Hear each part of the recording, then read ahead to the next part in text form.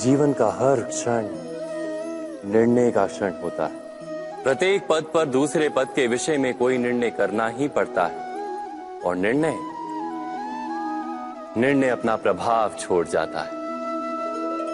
आज किए गए निर्णय भविष्य में सुख अथवा दुख निर्मित करते हैं, ना केवल अपने लिए, अपने परिवार के लिए भी, आने वाली पीढ़ियों के लिए भी। जब कोई दुविधा सामने आती है तो मन व्याकुल हो जाता है, अनिश्चय से भर जाता है। निर्णय का वो क्षण युद्ध बन जाता है और मन बन जाता है युद्ध भूमि। अधिकतर निर्णय हम दुविधा का उपाय करने के लिए नहीं, केवल मन को शांत करने के लिए लेते हैं। पर क्या कोई दौड़ते हुए भोजन कर सकता है? नहीं। तो क्या युद्ध से जूझता हुआ मन कोई योग्य निर्णय ले पाएगा?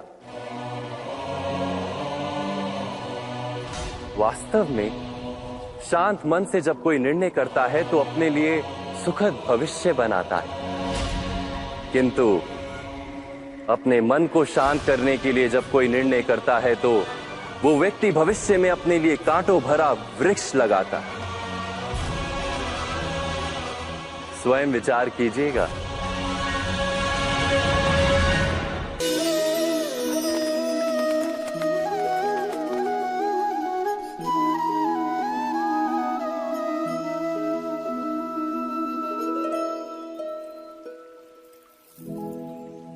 निर्णय के क्षण में हम सदा ही किसी अन्य के सुझाव, सूचना, मंत्रणा या परामर्श को आधार बनाते हैं और हमारे भविष्य का आधार हमारे आज लिए गए निर्णय के ऊपर होता है।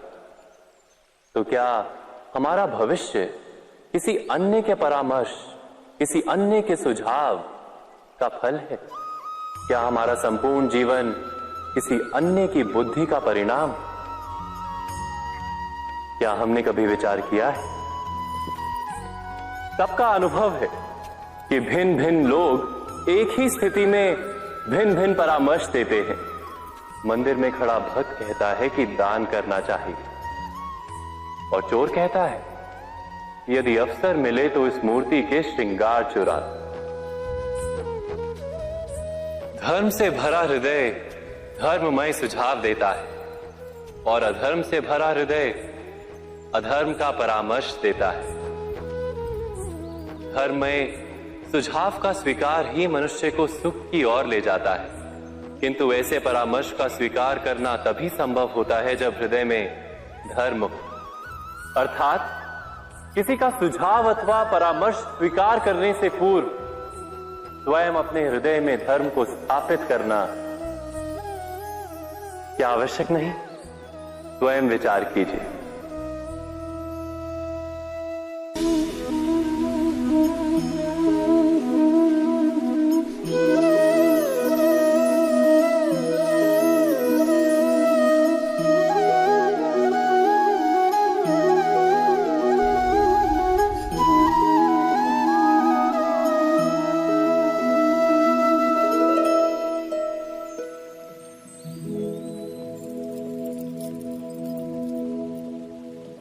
भविष्य के आधार पर सब आज का निर्णय लेना चाहते हैं। भविष्य में सुख मिले, भविष्य सुरक्षित हो, ऐसे निर्णय आज लेने का प्रयत्न रहता है सबका।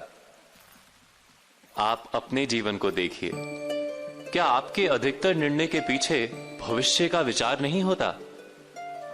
और हो भी क्यों ना।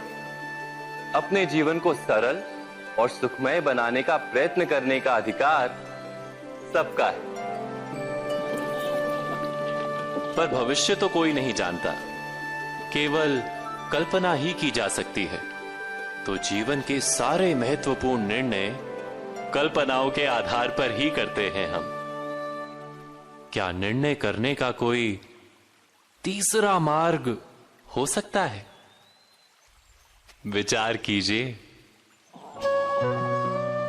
सारे सुखों का आधार धर्म है और वो धर्म मनुष्य के हृदय में बसता है।